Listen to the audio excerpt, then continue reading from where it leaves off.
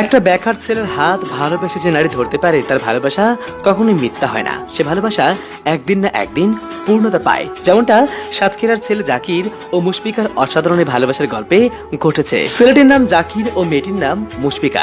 তাদের বাড়ি সাতক্ষীরা জেলায়। জাকিরের সাথে মুশফিকার প্রথম দেখা হয় সাতক্ষীরা সিটি কলেজে, আর সেই প্রথম দেখাতেই মুশফিকা জাকিরের মনের মণিকোঠায় জায়গা করে নেয়। এরপরে 24শে মে 2022 সালের এই তারিখেই প্রথম মুশফিকা মেয়েটি জাকিরকে প্রপোজ করে।